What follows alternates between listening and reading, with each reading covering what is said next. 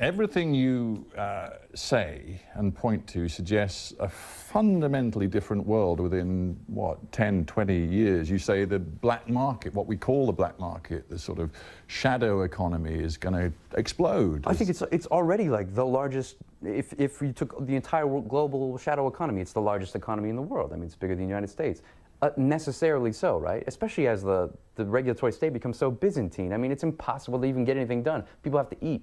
You know, people have to like live in the world. When as I listen to your visionary stuff, I can't help looking at comments from Yevgeny Morozov, one of the leading sort of analysts of the internet and how it's impacting the world, who talks about two clear phenomena amongst people like yourself who spend all of your time thinking about an internet future. He talks about cyber utopianism and internet centrism, the idea that some, as he puts it, unidentified logic of the internet will reshape every environment it penetrates. He says so often it's actually going to be the other way around. I think, actually, I'm more suspicious of the future that everyone's talking about. But I reverse this a lot. I say, no, the utopia, the real utopia, is right now.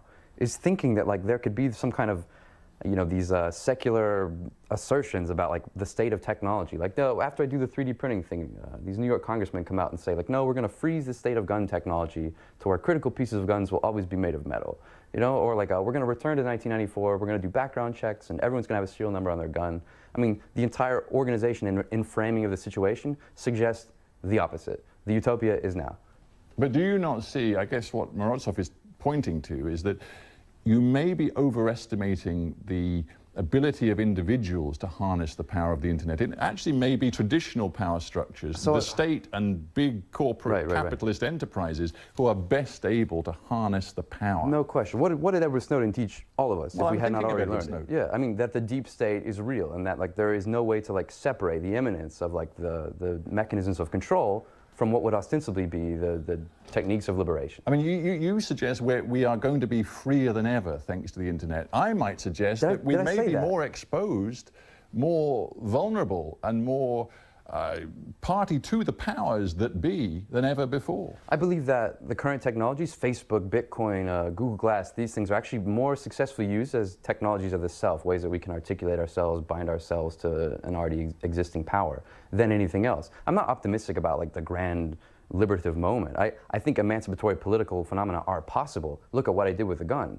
You know, that this followed a kind of fatal objective strategy, which was like, I don't know, we put the gun everywhere it needed to go. It's in the internet forever, but that doesn't mean that there's going to be some kind of mass human awakening or grand, you know, enlightenment because of it. I think that these techniques and these strategies are still possible against this large, incredible adversary, you know, Family America or the UK, the West itself. It can be kind of tricked into helping us execute our plans, but I never think like there will be some mass awakening. And a final thought.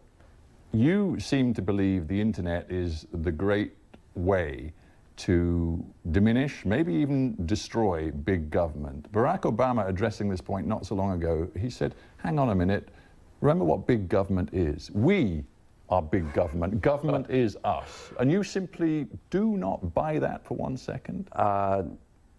Barack Obama was a grocery clerk, a fraud, and a salesman just used to sell you something on TV, all right? So democracy, as it's practiced in the United States or the UK? Democracy has been liquidated. The West has lost its canon. Everything else is just a pretense to sell you like the larger mechanisms of control that you're not aware of. I mean, liberalism is like the thing we whistle while we like assert our domination over people. So no, that's all just like, that's all for TV. I guess just like this interview.